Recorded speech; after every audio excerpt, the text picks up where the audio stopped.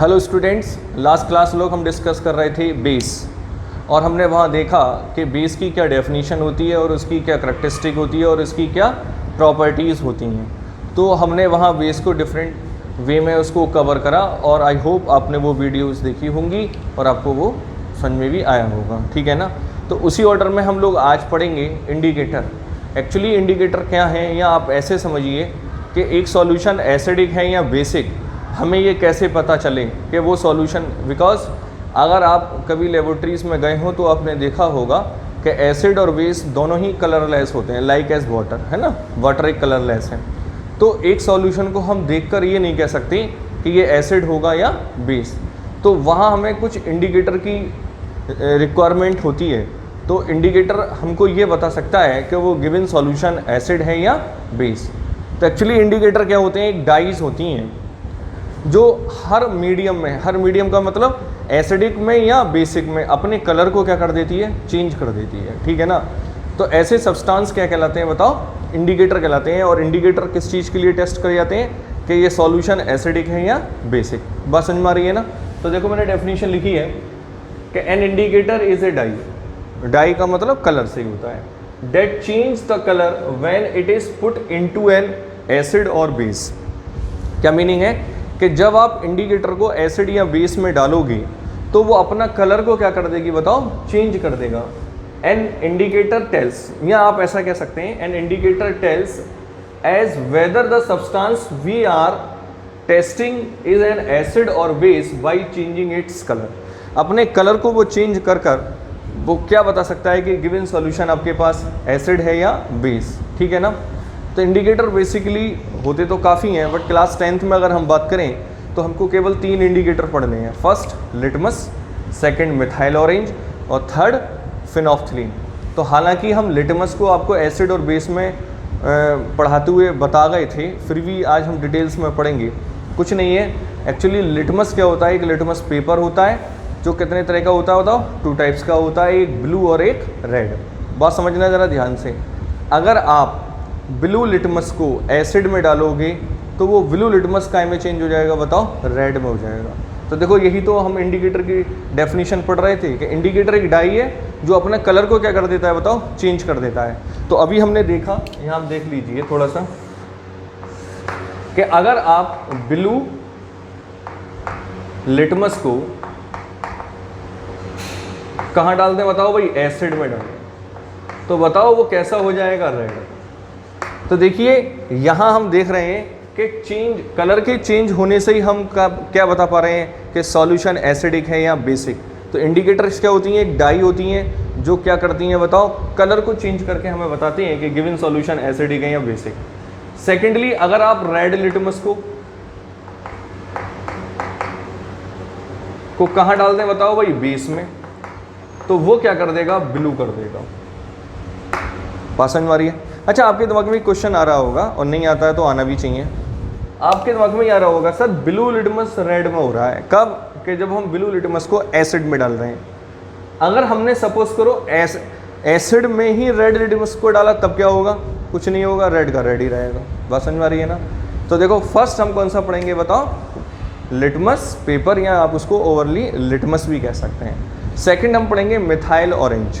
कौन सा पढ़ेंगे बताओ हम, सेकेंड हम पढ़ेंगे मिथाइल ऑरेंज। बात समझ में आ रही है। तो मिथाइल ऑरेंज क्या होता है, एक लिक्विड होता है, बहुत आसान है।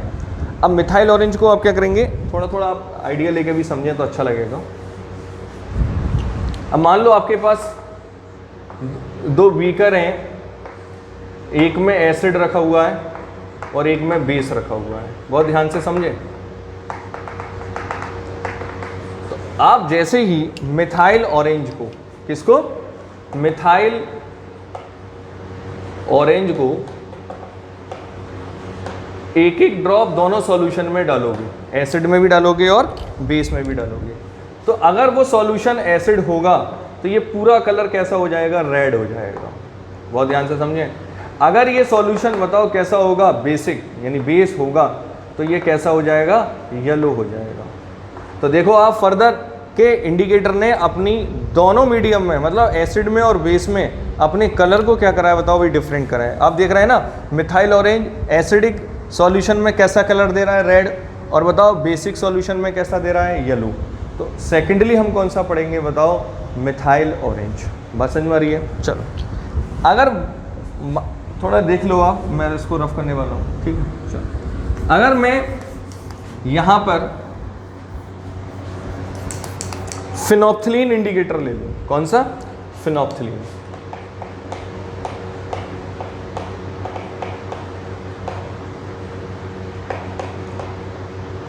अगर फिनोप्थिलीन इंडिकेटर को मैं एक एक ड्रॉप दोनों सॉल्यूशन में डालूं तो बहुत ध्यान से समझना, एसिड में वो कलरलेस रहेगा। कलरलेस मतलब आप एक नहीं 10 ड्रॉप भी डाल दो, उसके कलर पे कोई फर्क नहीं होगा, जैसा है वैसा ही रहेगा। बट अगर आपने बेस में एक ड्रॉप भी डाला तो ये कैसा कलर का आ जाएगा, पिंक कलर का आ जाएगा। कैसे कलर का आएगा भाई, पिंक कलर का आएगा। तो देखिए स्टूडेंट्स, हम जो पढ़ रहे थे वही हो रहा है। हम बोल रहे थे कि भाई जो भी इंडिकेटर्स होते हैं वो डाइज होती हैं और वो एसिड और बेस में जाकर अपने कलर को क्या कर लेती हैं बताओ, चेंज कर लेती हैं। तो आपको यहाँ याद क्या रखना है, मैं आपको बता रहा हूँ। फर्स्टली डेफिनेशन जो हम पढ़ चुके हैं, 3 एग्जाम्पल हैं। आपको जो याद रखना है वो ये याद रखना है कि कौन सा इंडिकेटर कौन से मीडियम में क्या कलर देता है, तो यही आपको ध्यान रखना है। तो देखो an acidic indicator, sorry an acid turns blue the litmus to red. बहुत ध्यान से समझना, 3 एग्जाम्पल हैं, कौन कौन से, litmus, methyl orange and phenolphthalein. अब हम एक एक को डिस्कस करेंगे। बताओ लिटमस क्या करता है। देखिए an acid turns blue litmus to red. Acid क्या करेगा, ब्लू लिटमस को कहाँ पहुंचा देगा बताओ भाई, रेड में। Clear, acid. और बेस क्या करेगा, बेस क्या करेगा बताओ, बेस रेड लिटमस को कहाँ पहुंचाएगा बताओ, ब्लू में। And base turns red litmus to blue.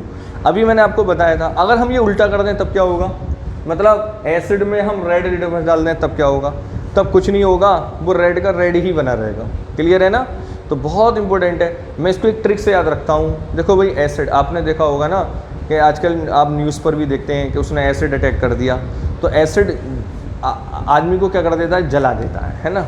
और जलने के बाद क्या होता है, वो लाल हो जाता है। ऐसा सोचो मन में। तो आप ध्यान रखो कि एसिड जला के लाल कर देता है। तो बस आप समझो, एसिड जला के लाल कर देता है मतलब रेड कर देता है। तो रेड कब करेगा, ब्लू को ही तो रेड करेगा। तो बस इसी ट्रिक से आप ध्यान रखो कि एसिड जो रहता है ब्लू लिटमस को रेड कर देता है, ठीक। और बेस क्या करेगा, जस्ट उल्टा है। क्लियर? चलो सेकेंडली मिथाइल ऑरेंज क्या करता है, अभी हमने आपको बताया था कि मिथाइल ऑरेंज एसिडिक सॉल्यूशन में तो रेड कलर देता है, बट बेसिक सॉल्यूशन में कैसा देगा बताओ, येलो। तो लिखा है methyl orange indicator gives red colour in acidic solution और methyl orange indicator give the yellow colour in basic solution. Clear? चलो second, sorry last, phenolphthalein and indicator is colourless in acidic solution. देखो अभी हमने देखा था, but क्या होगा बताओ, बेस में कैसा कलर देगा वो बताओ, पिंक कलर। कौन सा कलर देगा, pink. Phenolphthalein indicator gives the pink colour in a basic solution. तो स्टूडेंट्स बहुत छोटी सी एक टर्म्स थी जो भी हमने आज कवर करी है, ठीक है ना। बहुत इंपॉर्टेंट है, बोर्ड एग्जाम में यहाँ से एक क्वेश्चन बिल्कुल बनता ही है। कोई भी एक इंडिकेटर को किसी भी मीडियम में आपसे कलर पूछ सकता है, ठीक है ना। एक बार आप इसको कॉपी करिए। और नेक्स्ट टर्म जो बहुत इंपॉर्टेंट है, हम पढ़ेंगे पीएच स्केल। पीएच स्केल क्या होता है, हालांकि हल्का सा इंट्रोडक्शन दे देता हूँ कि एक एसिड और एक बेस की क्या स्ट्रेंथ है, वो कितना स्ट्रॉन्ग है, किस हद तक स्ट्रॉन्ग है, उसको हम कैलकुलेट करते हैं पीएच मीटर, ठीक है ना। हालांकि एक टॉपिक और भी रह गया अभी, सॉरी इसके बाद पढ़ाएंगे हम पीएच। अभी एक बार इसको कॉपी करिए, हम नेक्स्ट टॉपिक मिलेंगे यूनिवर्सल इंडिकेटर से। आओ बात करते हैं अपने next topic, that is pH scale. यहाँ आप ऐसा कह सकते हैं the strength of acid and base. देखिए स्टूडेंट्स, देखिए एक सॉल्यूशन एसिडिक है और बेसिक है, हमें ये कंफर्म हो चुका है कि भाई this is base, this is an acid. अब वो एसिड कितना स्ट्रॉन्ग है, उसकी स्ट्रेंथ कितनी ज़्यादा है, इस बात को हम डिटेक्ट करते हैं बाय द पीएच स्केल, ठीक है ना। तो कैसे डिटेक्ट करते हैं उसको हमें अभी देखना है, बट स्टिल उससे पहले मैं आपको एक बात कहना चाहता हूँ कि जो वाटर होता है वो न्यूट्रल होता है, ना तो वो एसिड होता है ना ही वो बेस होता है। क्यों? क्योंकि वाटर के अंदर कॉन्सेंट्रेशन ऑफ एचाइन और कॉन्सेंट्रेशन ऑफ ओ एचाइन दोनों का अमाउंट क्या होता है, इक्वल होता है। हमने पढ़ा था कि एसिड वो सॉल्यूशन होते हैं जो एक्वस सॉल्यूशन में एचाइंस दें। इट मीन्स एसिडिक सॉल्यूशन होने के लिए एचाइंस ज़रूरी है, जबकि बेसिक सॉल्यूशन के लिए बताओ किस चीज़ का रिक्वायरमेंट होता है, ओ एचाइन का। पर वाटर के अंदर नंबर्स ऑफ एचाइन और नंबर ऑफ ओ एचाइन दोनों इक्वल होते हैं, इसलिए वाटर क्या होता है, न्यूट्रल होता है। बात समझ में आ रही है? होता क्या है, जरा एक मिनट आप इसको इतने को पढ़ लीजिए। In a pure water the concentration of H ion and O H ion are equal, due to this pure water neither acidic और बेसिक। इट मीन्स वो कैसा होगा, न्यूट्रल होगा। अब हमें ये बात पता है कि एक एसिड सॉल्यूशन के लिए एचाइंस का कॉन्सेंट्रेशन क्या होना चाहिए, ज़्यादा होना चाहिए। बताओ एक सॉल्यूशन में नंबर ऑफ एचाइंस जितना ज़्यादा होगा, बताओ वो सॉल्यूशन कैसा होगा, मोर एसिडिक होगा। बताओ, हमने भी सीखा था, पढ़ा था ना हमने लास्ट वीडियो में, स्ट्रॉन्ग एसिड और वीक एसिड। तो स्ट्रॉन्ग एसिड कौन से थे, जिसके अंदर सॉल्यूशन में एचाइंस ज़्यादा रहे थे, जैसे HCl, HNO3, H2SO4। और वीक एसिड कौन से थे, जिसमें सॉल्यूशन में एचाइंस कम आ रहे थे, या ऐसा कहो वो कम आयनाइज्ड हो रहा था। बात समझ में आ रही है ना? चलो, तो सेकंड पॉइंट हमने लिखा है the acidic solution have the excess of H ion while the base of excess of O H ion. ये हम अच्छी तरीके से जानते हैं कि एक एसिडिक सॉल्यूशन के लिए एचाइंस का रिक्वायरमेंट ज़्यादा होना चाहिए और बेस के लिए बताओ क्या होना चाहिए, ओ एचाइंस ज़्यादा होना चाहिए। अब एक सॉल्यूशन के अंदर एचाइंस बहुत ज़्यादा आ जाएँ या ओ एचाइंस बहुत ज़्यादा आ जाएँ या कम आ जाएँ, तब हम कैसे रिलेटिवली उनकी स्ट्रेंथ को डिटरमाइन करेंगे कि भाई मान लो मेरे पास HCl के ही काफ़ी सॉल्यूशन है। एक HCl का सॉल्यूशन ये है, एक HCl का ये है और एक HCl का ये है, 3 है मेरे पास। अब मान लो मेरे पास इसके अंदर तो 100 आइंस हैं एच आइंस, इसके अंदर 50 आइंस हैं और इसके अंदर 25 आइंस हैं। तो अब हालांकि आप बता सकते हो कि भाई सर इसके अंदर ज़्यादा एच आइंस हैं तो ज़्यादा स्ट्रॉन्ग होगा, ये उससे कम, ये उससे कम। तो होता क्या है कि एक एसिड या बेस की रिलेटिव स्ट्रेंथ को डिटरमाइन करने के लिए 1909 में एक साइंटिस्ट हुए सोरेंस, और उन्होंने एक स्केल दिया जिसको हम pH स्केल कहते हैं, और उन्होंने उस pH स्केल से गिवन सॉल्यूशन की एसिडिक और बेसिक स्ट्रेंथ को डिटरमाइन किया। बात समझ में आ रही है कि गिवन सॉल्यूशन की स्ट्रेंथ कितनी है? बात समझ में आती है? चलो, क्या है, देखिए 1909 Sorensen devised a scale known as pH scale on which the strength of acidic solution as well as basic solution could be represented by the making use of। अब उन्होंने क्या करा कि एक जो स्केल बनाया pH स्केल, उससे हम रिलेटिवली स्ट्रेंथ एसिड की और बेसिस की हम क्या कर सकते हैं, डिटरमाइन कर सकते हैं ऑन द बेसिस ऑफ एचाइन। उन्होंने कहा केवल मैं एचाइंस के बेस पर किसी भी सॉल्यूशन की एसिडिक और बेसिक स्ट्रेंथ को मैं डिटरमाइन कर सकता हूँ। देखिए स्टूडेंट्स, 10th क्लास में ज़्यादा मैं डिटेल में नहीं पढ़ा सकता, हालांकि अब मैं जो पढ़ाने जा रहा हूँ थोड़ा सा आप समझ लीजिए, वो थोड़ा सा हाई लेवल का है, बट आपको इतना पढ़ने की ज़रूरत होगी नहीं। मैं फिर भी आपको यहाँ थोड़ा सा ब्रीफली डिस्कस कर देता हूँ। यहाँ आपको यहाँ जगह दिख रही है, चलो यहीं पे ही बता देते हैं, यहीं पे देख लो। ये आपका लिखना नहीं है, आपको केवल एक समझना है। एक्चुअली सोरेंस ने जो pH का फार्मूला दिया वो pH = log एचाइंस होता है।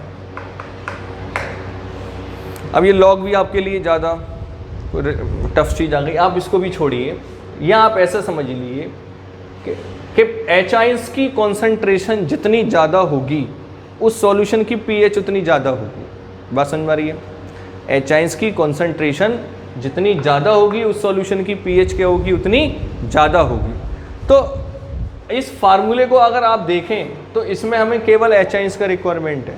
तो सोरेंस ने क्या कहा या क्या करा, उसने नंबर ऑफ एचाइंस के बेसिस पर एक स्केल बनाया जिससे उसने गिवन सॉल्यूशन की एसिडिक और बेसिक स्ट्रेंथ को डिटरमाइन किया। देखो कैसे लिखा है मैंने, use of the H ion concentration in them. उसने क्या करा, एचाइन कॉन्सेंट्रेशन को यूज़ करा the pH of solution is inversely, यहाँ से एक पॉइंट यहाँ पैराग्राफ बनाते हुए लिख लें, दोबारा पढ़ लो। In 1909 Sorensen divided scale known as pH scale on which the strength of acidic solution as well as basic solution could be represented by the making use of H-ions concentration in them। उसने क्या करा कि जो अपना pH scale बनाया वो H-ion concentration को use करके बनाया, ठीक है ना। अब मैं यहाँ से पैराग्राफ चेंज करके लिखें, मैं यहाँ से जो बात बताने आ रहा हूँ वो बहुत इंपॉर्टेंट है और आपको समझना भी है। क्या है कि the pH of solution is inversely proportional to the concentration of hydrogen ion. बहुत आपको कंफ्यूज करने वाली है, ये लाइन आप अंडरलाइन करें।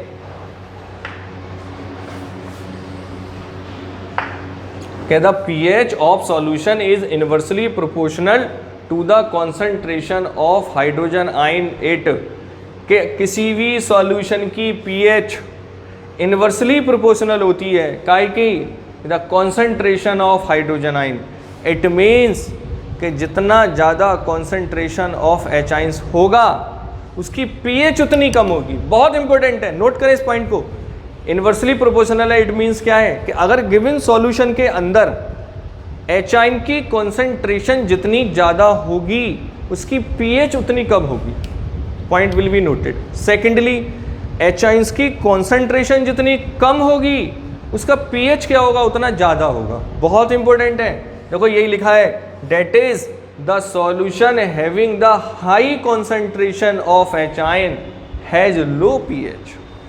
high देखो H ion देखो high concentration of H ion that is low pH, while the solution having the low concentration of H ion having the high pH। तो आप समझ चुके हैं, बहुत ध्यान से समझें, ये कंफ्यूज होने वाला है कि अगर सॉल्यूशन के अंदर, बहुत स्लो पढ़ा रहा हूँ इसीलिए, H आइन कॉन्सेंट्रेशन ज़्यादा होगी उस सॉल्यूशन की pH कम होगी। क्लियर। दूसरा, अगर H आइन की कॉन्सेंट्रेशन कम होगी तो सॉल्यूशन की pH क्या होगी, ज़्यादा होगी। क्लियर। चलो, तो यहाँ से हमने नेक्स्ट पॉइंट लिखा है, the strength of N acid in base is measured on a scale of number called pH scale। the pH scale has the value 0 कहाँ से कहाँ तक, 0 to 14। उन्होंने जो pH स्केल बनाया उसका नंबर कहाँ से कहाँ तक लिखा, 0 से 14। तो आप अभी हम इसको और आगे कवर करेंगे, हाल फिलहाल जो मैंने पढ़ाया उसको आप समझिए, मैं आपको रिवाइज कर रहा हूँ। ये कह रहा है कि प्योर वाटर क्या होता है, न्यूट्रल होता है। क्यों होता है, क्योंकि उसके अंदर H आइन और OH आइन की कॉन्सेंट्रेशन इक्वल होती है। बात समझ में आ गई। दूसरी बात उन्होंने क्या कही है, यहाँ से जरा देखो, पहली बात तो हमने ये पढ़ चुके। सेकंड क्या कह रहे हैं वो, कि एक एसिडिक सॉल्यूशन होने के लिए उसमें काय की H आइन की कॉन्सेंट्रेशन ज़्यादा होनी चाहिए, और बताओ बेस के लिए काय की होनी चाहिए, OH आइन की। दो बात समझ में आ गई। तीसरी बात उसने क्या कही है, यहाँ से आप पॉइंट नोट करेंगे कि 1909 में कौन से, सोरेंस नाम का एक साइंटिस्ट था, उसने क्या बनाया बताओ, एक pH स्केल बनाया। और pH स्केल बना के उसने क्या करा कि एसिड की और बेस की रिलेटिव स्ट्रेंथ बताई कि अगर मान लो मेरे पास 10 एसिड हैं तो मैं उन 10 एसिड में भी बता सकता हूँ कि फर्स्ट नंबर पे कौन होगा, सेकंड पे कौन होगा और 10th नंबर पे कौन होगा। सिमिलरली बेस में। दूसरी बात समझ में आ गई। और उसने उस pH स्केल बनाने में किसको यूज़ करा, नंबर ऑफ H आइंस को। OH आइंस को यूज़ नहीं करा है, किसको यूज़ करा है, नंबर ऑफ H आइंस को। हालांकि वो मैंने भी फार्मूला आपके सामने लिख दिया है, आप जब 11th-12th में जाओगे तो इस फार्मूले से न्यूमेरिकल्स भी करोगे। हाल फिलहाल आपको कोई न्यूमेरिकल नहीं करना, आपको केवल इसको थ्योरेटिकल पढ़ना है। तो आप देख भी रहे हैं pH equal to minus log H ion, तो उसको H आइंस का ही रिक्वायरमेंट था। तो H आइंस के बेसिस पर उसने pH स्केल बनाया और उस pH स्केल में 0 से 14 नंबर थे और उसमें H आइंस को उन्होंने यूज़ करा। और जो सबसे इंपॉर्टेंट बात है, उसने ये कहा है कि अगर सॉल्यूशन के अंदर कि pH, देखो यहाँ से द pH ऑफ सॉल्यूशन, उस सॉल्यूशन की pH को हम बता सकते हैं कैसे, H आइन से, बट वो इन्वर्सली प्रोपोर्शनल होती है concentration of hydrogen ions. That is, अगर एक सॉल्यूशन के अंदर हाइड्रोजन आइन ज़्यादा होंगे बहुत ज़्यादा होंगे तब उसकी पीएच क्या होगी बताओ, कम होगी, लो होगी। बट एक सॉल्यूशन के अंदर अगर पीएच आयन लो होंगे, सॉरी एक सॉल्यूशन के अंदर हाइड्रोजन आयंस क्या होंगे, कम होंगे, तब उसकी पीएच ज़्यादा होगी। क्लियर है ना? चलो तो एक बार आप इसको कॉपी कर लीजिए। अभी मैं इसको आगे बताऊंगा कि एसिड की पीएच कितनी होगी, बेस की पीएच कितनी होगी और न्यूट्रल सब्सटेंस की पीएच कितनी होगी।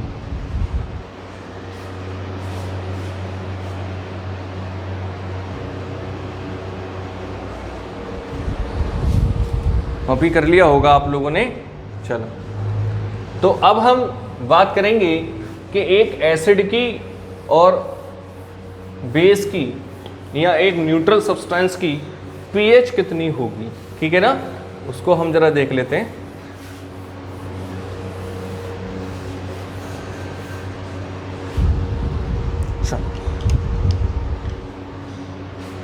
तो फर्स्ट पॉइंट मैं आपको बता रहा हूं क्या, कि न्यूट्रल substance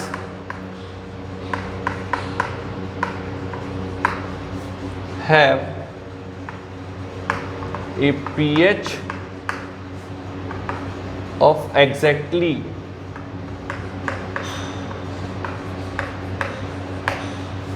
7। क्या अगर कोई भी एक न्यूट्रल सब्सटेंस है उसकी पीएच एग्जैक्टली कितनी होगी बताओ, 7 होगी। तो हम लिख सकते हैं, क्या लिख सकते हैं कि the pH of pure water बताओ कितना होगा, इज 7। इसका मतलब यह है कि अगर आप देखें तो जो हमारा pH स्केल था, मिड पॉइंट किसका होगा, उसका 7 होगा। तो यहाँ क्या होगा, 0 या 1 या 2 3 4 5 6 7 8 9 10 11 12, ये हो गया 13 और ये हो गया 14। तो उसने ये पीएच स्केल बनाया और पीएच स्केल के बेसिस पर उसने कहा कि जिसकी पीएच 7 होगी वो न्यूट्रल होगी। बताओ बात समझ में आ गई? चलो लगे हाथ में यहीं पे बता देता हूं। बट जिसकी पीएच 7 से जितनी कम होगी, शब्दों पे गौर दें, जितनी कम, वो क्या होगा, एसिडिक होगा। अगर हम इधर चलेंगे तो सॉल्यूशन कैसे होंगे बताओ, एसिडिक होंगे। कैसे होंगे, एसिडिक। बट हम जितना इधर चलेंगे सॉल्यूशन उतना बेसिक होगा। अब यहीं पर आप समझें, जो अभी मैं लास्ट पढ़ा रहा था, अभी हम वहाँ पर बोल रहे थे कि एच आयंस की कॉन्सेंट्रेशन जितनी कम होगी उसकी पीएच उतनी कम होगी। इसका मतलब यही है कि जैसे जैसे एच आयंस की कॉन्सेंट्रेशन बढ़ेगी तो वैसे ही पीएच क्या होती जाएगी, कम। जैसे मान लो गिवन सॉल्यूशन की कोई एक गिवन सॉल्यूशन है, मान लो मेरे पास इसके अंदर 50 एच आयंस थे, मान लो एक एग्जाम्पल, तब उसकी पीएच कितनी थी, 6 थी। अब मान लो मैंने इसमें कितने कर दिए, 60 एच आयंस कर दिए, तो अब एच आयंस 6 ना होकर कम से कम 5 पे जाएगी, या 5 ना होगी तो 5.5 हो जाएगी। अगर मान लो मैंने इसके अंदर 100 कर दिए तो पीएच और 4 हो जाएगी। मैंने 200 कर दिए तो पीएच और 3 हो जाएगी। मैंने 500 कर दिए तो हो सकता है पीएच 2 हो जाए। मैंने 1000 कर दिए तो हो सकता है पीएच 1 हो जाए। ठीक है ना? तो जितना ज़्यादा एच आयंस आएगा उसकी पीएच क्या होती जाएगी, उतनी कम। और अगर हम इन्वर्सली बोलें तब, कि जिसमें एच आयंस की कॉन्सेंट्रेशन जितनी कम होती जाएगी, कम होती जाएगी, लो होती जाएगी, लो होती जाएगी, तो बताओ उसकी पीएच क्या होगी, बताओ बढ़ती जाएगी। क्या मतलब है?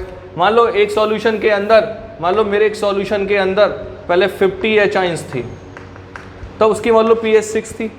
मैंने इसमें उठा के अब कितने कर दिए, मान लो 30 एच आयंस कर दिए, मतलब और कम कर दिए, तो हो सकता है 7 रह जाए। अब आप कहोगे 7 पर तो न्यूट्रल होगा। हाँ, हो सकता है एच आयंस और ओ एच आयंस उस समय क्या हो गए हों, इक्वल हो गए हों। अब मैंने उठा के इसमें बताओ क्या कर दिए, एच आयंस 10 कर दिए तो पीएच 8 हो गई होगी।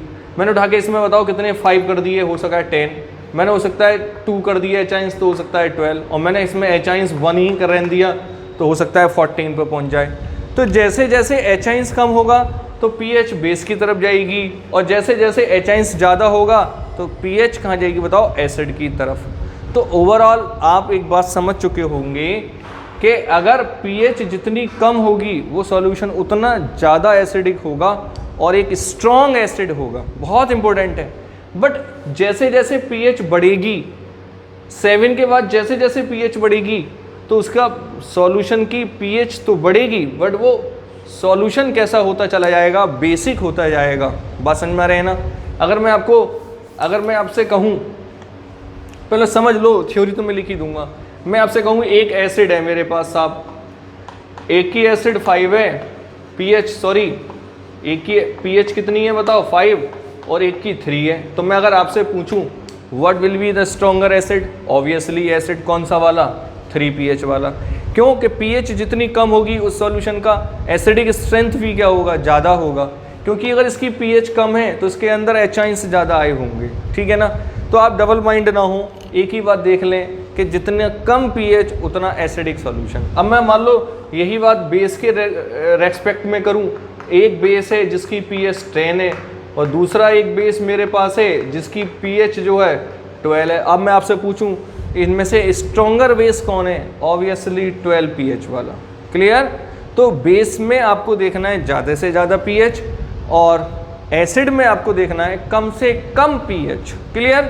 चलो तो मैं इस बातों को ज़रा थियोरेटिकली और लिख देता हूँ, थोड़ा आपके लिए यूज़फुल हो जाएगा। सेकंड पॉइंट हम लिखना चाहेंगे कि acidic solution have a pH of less than 7। जो एसिडिक सॉल्यूशन होते हैं उसकी pH क्या होगी बताओ, 7 से कम होगी। तो यहाँ पे मैं एक पॉइंट आगे लिखना चाह रहा हूँ कि मोर एसिडिक सॉल्यूशन, जो सॉल्यूशन एसिडिक होंगे इज लोअर विल बी, बताओ उनकी pH क्या होगी, lower will be its pH। That is, जरा ध्यान से समझें कि lower the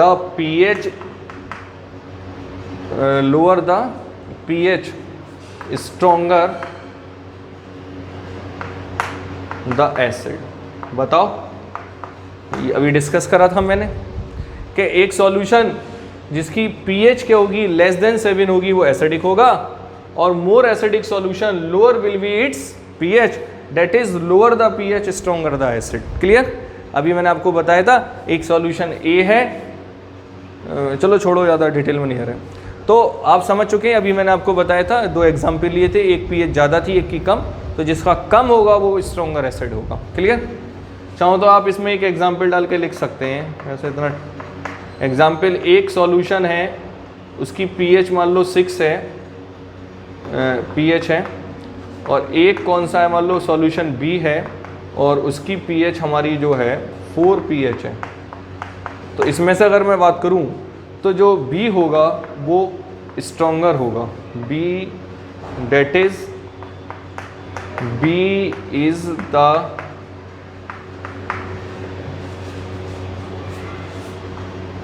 stronger acid than A।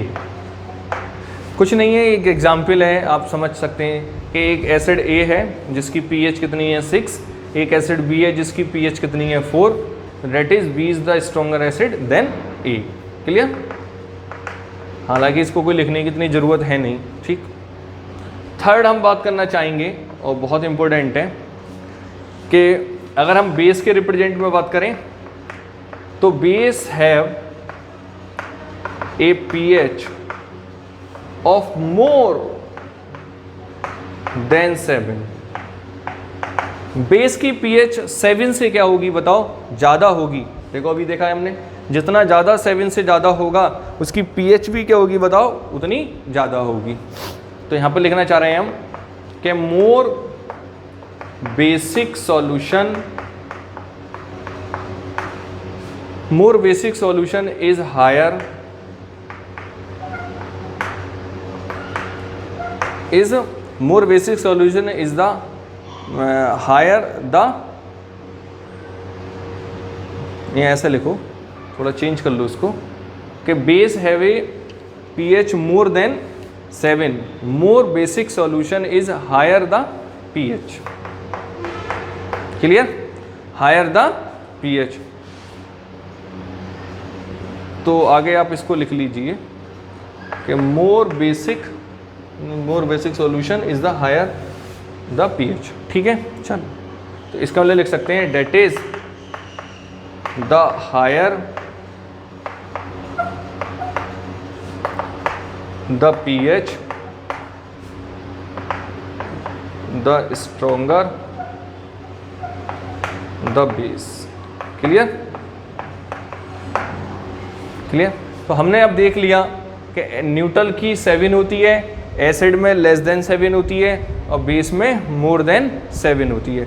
और बेस के अगर हम बात करें, एसिड में जितनी कम pH होगी उतना स्ट्रॉन्गर एसिड होगा, और बेस में जितनी हायर pH होगी उतना क्या होगा बताओ, स्ट्रॉन्गर बेस होगा। ठीक है ना?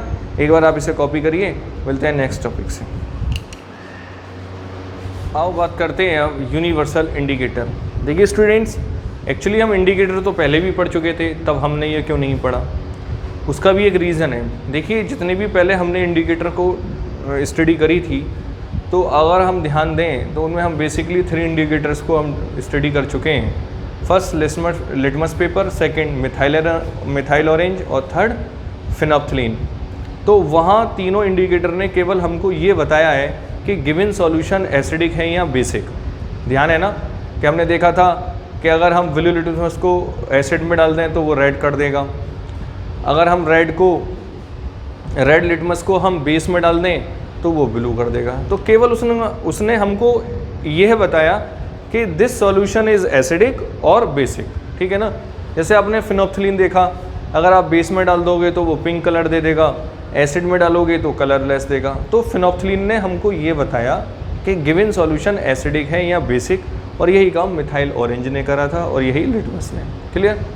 बट यूनिवर्सल इंडिकेटर क्या है, हमको ये तो बताएगा कि ये गिवन सॉल्यूशन एसिडिक है या बेसिक, एज वेल एज हमको ये भी बताएगा कि गिवन सॉल्यूशन की स्ट्रेंथ क्या है, डेट इज उसकी pH क्या है। तो इसलिए इस इंडिकेटर को हम वहाँ नहीं पढ़ा सकते थे, इसको हमको pH के पढ़ने के बाद ही समझ में आ सकता था। तो एक्चुअली यूनिवर्सल इंडिकेटर है क्या, कि ये डिफरेंट डाइस का एक मिक्सचर है। तो जब डिफरेंट डाइस का एक मिक्सचर है तो गिवन सॉल्यूशन जो भी हमारे पास होगा उसमें हम ये यूनिवर्सल इंडिकेटर डालें तो उसमें इन pH के रेस्पेक्ट में वो ऑर्डर देता है। ठीक है ना? क्या मतलब है, मैं आपको बता देता हूँ, जरा एक मिनट इसको देख लीजिए आप। The common indicator can not tell us the relative strength of acid and base, कि जो भी हमारे पास एसिडिक सॉल्यूशन था उसकी स्ट्रेंथ नहीं बता रहा था, केवल ये बता रहा था कि गिवन सॉल्यूशन एसिडिक है या बेसिक। अब है क्या universal? Universal indicator is the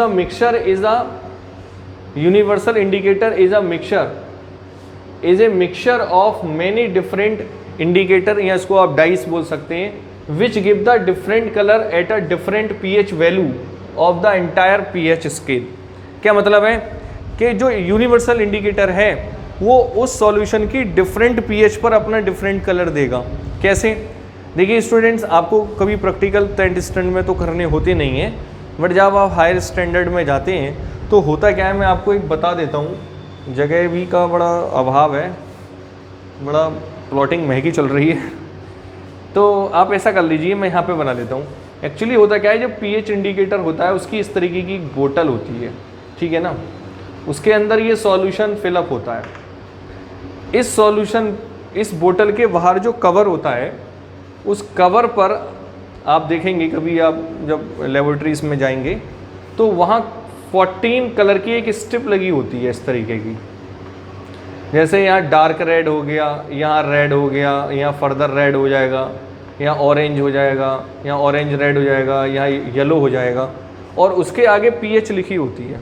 तो जैसे ही अगर आप इस सॉल्यूशन के 1-2 ड्रॉप किसी भी सॉल्यूशन में डालोगे तो उसका कलर आपको यहाँ देखना पड़ता है, और कलर के आगे उसकी pH लिखी होती है। ठीक है ना?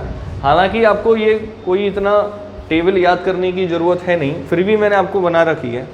देखो मैंने यहाँ pH लिखा है कि अगर 0, 1, 2, 3, 4, 5, 6, 7, 8, 9, 10, 11, 13, 14 और उसके आगे कलर लिखा है। अगर है क्या कि अगर आप यूनिवर्सल इंडिकेटर का 1 से या 2 ड्रॉप किसी भी गिवन सॉल्यूशन में डालोगे, अगर उसका कलर जो है डार्क रेड आता है तो उसकी pH 0 होगी, अगर रेड आता है तो उसकी 1 या 2 हो सकती है, अगर ऑरेंज रेड आ सकता है तो 3 होगी, ऑरेंज आएगा तो 4, ऑरेंज येलो आएगा तो 5, ग्रीनस येलो आएगा तो 6, ग्रीन आएगी तो 7, ग्रीनस ब्लू आएगा तो 8, ब्लू आएगा तो 9, नेवी ब्लू आएगा तो 10, पर्पल आएगा तो 11, 12, डार्क पर्पल आएगा तो 12, वायलेट आएगा तो 13 और 14 हो सकती है।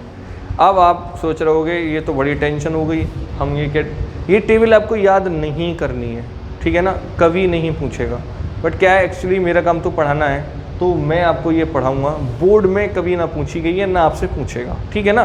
बट स्टिल आप कुछ समझाने के लिए है कि इस तरीके से यूनिवर्सल इंडिकेटर वर्क करता है।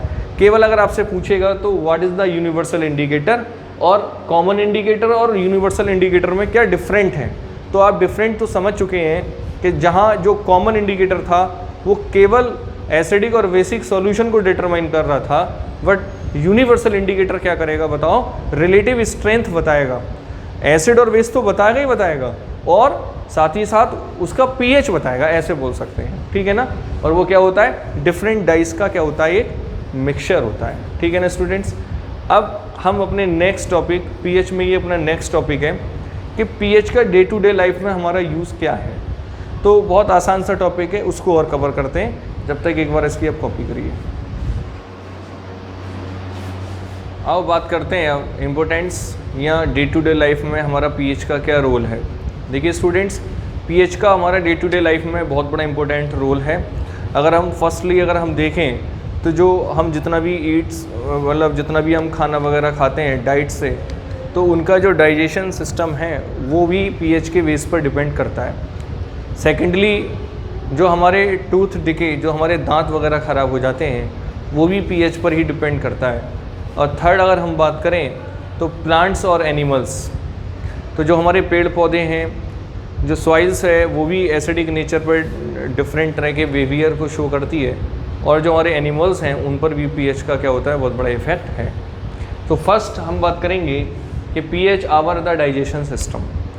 एक्चुअली हम होता क्या है कि हम जब खाना खाते हैं, जब डाइट हमारी पूरी कंप्लीट हो जाती है तो उसका डाइजेशन स्टार्ट हो जाता है, और डाइजेशन स्टार्ट होने के लिए हमारे स्टोमच के अंदर हाइड्रोक्लोरिक एसिड प्रोड्यूस हो जाता है। बट होता क्या है स्टूडेंट्स, अगर वो हाइड्रोक्लोरिक एसिड हाई अमाउंट में अगर प्रोड्यूस हो जाता है तो हमें एसिडिटी और पेन वगैरह पेट में स्टार्ट हो जाता है। तो हालांकि अगर हाइड्रोक्लोरिक एसिड होगा, यानी अगर हमारे स्टोमच का जो मीडियम है वो एसिडिक रहेगा, तब हमारा डाइजेशन सिस्टम अच्छा होता है। बट अगर उस हाइड्रोक्लोरिक एसिड का एक्सेस अमाउंट अगर पेट हमारे स्टोमच में प्रोड्यूस हो जाए, तब हमें एसिडिटी और पेन स्टार्ट हो जाता है, और ऐसे में हमको एसिडिटी बनने लगती है। आई होप आप लोग जब खाना खाते होंगे तो आपको तो नहीं, और किसी को आपने देखा होगा, तो एसिडिटी की शिकायत हो जाती है। आप बहुत ऐड देखते हैं, तो जनरली लोग क्या करते हैं, जब एसिडिटी बनती है तो वो क्या करते हैं, इनो वगैरह पीते हैं। तो स्टूडेंट्स, उस इनो के अंदर है क्या, उसके अंदर, इनो के अंदर अगर आप देखें तो सोडियम हाइड्रोजन कार्बोनेट या मैग्नीशियम ऑक्साइड, जिसको हम एंटा एसिड बोलते हैं। क्या बोलते हैं हम, एंटा एसिड्स। एंटा एसिड नाम से ही लग रहा है कि जो एसिड का एंटी हो। तो होता क्या है, जैसे ही हम लोग इनो पीते हैं या और कोई भी एंटा एसिड वगैरह टैबलेट वगैरह आप खाते हैं, तो उसके अंदर सोडियम हाइड्रोजन कार्बोनेट, जिसका मॉलिक्यूलर नेम क्या होता है, सोडियम हाइड्रोजन कार्बोनेट या मैग्नीशियम ऑक्साइड, ये अलग अलग हैं दोनों। इस तरह का सॉल्ट्स उन इनो में या टैबलेट्स के अंदर होता है। तो जैसे ही हम उसको पीते हैं या खाते हैं, तो ये एंटा एसिड हमारे स्टोमच के अंदर पहुंचकर जो एक्सेस अमाउंट में जो एसिड होता है उसको क्या कर देते हैं, न्यूट्रलाइज कर देते हैं, और हमारा स्टोमच न्यूट्रल मीडियम में आ जाता है, ठीक है ना। तो पहला हमने पीएच का रोल देख ही लिया कि भाई अगर एसिड ज़्यादा है तो पीएच कम हो गई होगी, और पीएच कम हो गई होगी तो हमने एंटा एसिड डाला। सेकेंडली हम बात करेंगे कि pH change as the causes of tooth decay. आपने देखा होगा घर में मम्मी वगैरह रात को कहती हैं कि बेटा मीठा खा के मत सोइए। कहते हैं ना कि अगर आपने मीठा खाया है तो ब्रश वगैरह कर लीजिए, मना करते हैं रात को मीठा खाने से। ऐसा क्या होता है? एक्चुअली अगर आप जो भी मीठा खाते हैं उसके अंदर शुगर होता है और हमारे माउथ के अंदर बैक्टीरियाज होते हैं। वो बैक्टीरिया नहीं जो हमें हार्मफुल होते हैं, वो बैक्टीरिया जो हमारे बॉडी के लिए यूज़फुल भी होते हैं। तो वो बैक्टीरिया हमारे स्टोमच के अंदर भी होते हैं। अगर बैक्टीरिया हमारे स्टोमच के अंदर ना हो तो जितना भी हम डाइट वगैरह लेते हैं उसका डाइजेशन होगा ही नहीं, ठीक है ना। उसी को हम फर्मेंटेशन वगैरह कहते हैं, वो आगे पढ़ेंगे हम लोग। खैर, तो बैक्टीरिया हमारे बॉडी के अंदर होता है और वो बैक्टीरिया हमारे लिए यूज़फुल होते हैं। तो माउथ के अंदर भी बैक्टीरिया होता है। तो आपने जैसी कोई भी मीठी चीज़ खाते हैं तो जैसे जो माउथ के अंदर शुगर रह जाता है उसको वो ब्रेक डाउन कर देता है एसिड में, लैक्टिक एसिड। जनरली वो एसिड जो होता है वो लैक्टिक एसिड होता है, ठीक है ना। तो आपने जैसे ही रात को कुछ मीठा खाया और आप सो गए तो उसके अंदर शुगर होगी और बैक्टीरिया उस शुगर को कहाँ चेंज कर देगा बताओ? एसिड के अंदर। और एसिड जो बनता है उसका नेम क्या होता है? लैक्टिक एसिड होता है। अब होता क्या है, अगर हमारे माउथ की पीएच 5.5 से ब्रेक होकर नीचे जाती है, मतलब 5, 4 इस तरीके से, तब वो एसिडिक मीडियम आ जाता है। और एसिडिक मीडियम में हमारे जितने भी टूथ वगैरह होते हैं ये क्या हो जाते हैं बताओ? उनका डिके होना स्टार्ट हो जाता है और सब खराब हो जाते हैं, ठीक है ना। चलो, तो टूथ का डिके कैसे होता है ये भी हम समझ चुके हैं। तो देखिए, फर्स्ट हम पढ़ रहे हैं pH in our digestion system. हालांकि आप इस थ्योरी को पढ़ सकते हैं। हमने लिखा है our stomach produce the hydrochloric acid, this dilute hydrochloric acid help in the digestion our food, जो मैंने बताया आपको। The excess of acid stomach causes the indigestion, मतलब फिर आपका जो जितना भी आपने फूड वगैरह खाया है, डाइट ली है, वो उसका डाइजेशन नहीं होगा अगर एसिड का एक्सेस हो जाए। Which produce the pain and irritation, आपको पेन होने लगेगा स्टोमच में। Being basic in neutral, antacid react with excess of acid in the stomach and neutralise. तो हम क्या करते हैं, कोई भी एंटा एसिड वगैरह यूज़ कर लेते हैं जिससे वो न्यूट्रलाइज हो जाता है इन इट। मैग्नीशियम हाइड्रोक्साइड, जिसको हम मिल्क ऑफ मैग्नीशिया कहते हैं। सोडियम हाइड्रोजन कार्बोनेट, जिसे हम बेकिंग सोडा भी कहते हैं। चाहो तो आप कभी घर में अगर आपको एसिडिटी बने तो जो घर में आपके यहाँ बेकिंग सोडा, खाने वाला सोडा जो होता है, अगर आप थोड़ा वो भी खा लेंगे, ज़्यादा नहीं भाई, थोड़ा सा, आधा चम्मच लगभग, तो आपका जो एसिडिटी प्रॉब्लम है वो भी दूर हो जाएगी, ठीक है ना। तो पीएच तो हम पहला तो समझ चुके हैं। दूसरा क्या है, pH change the causes of tooth decay. तो अभी मैंने आपको बताया था कि जो टूथ का डिके होता है वो एसिडिक मीडियम के थ्रू होता है। तो क्या लिखा है मैंने ज़रा देख लीजिए। और एसिडिक मीडियम कहाँ से आता है? जब हम कोई मीठा वगैरह खा लेते हैं तो बैक्टीरिया उसको चेंज कर देता है एसिड में, और जब एसिड 5.5 से ब्लो होने लगता है, नीचे होने लगता है, तब हमारे टूथ का डिके होना स्टार्ट हो जाता है। तो लिखा है the bacteria present in our mouth break down the sugar to form the acid. चाहो तो आप लिख सकते हो, ये लैक्टिक एसिड होता है, form to acid. Tooth decay start from the pH of acid formed in the mouth falls from the 5.5.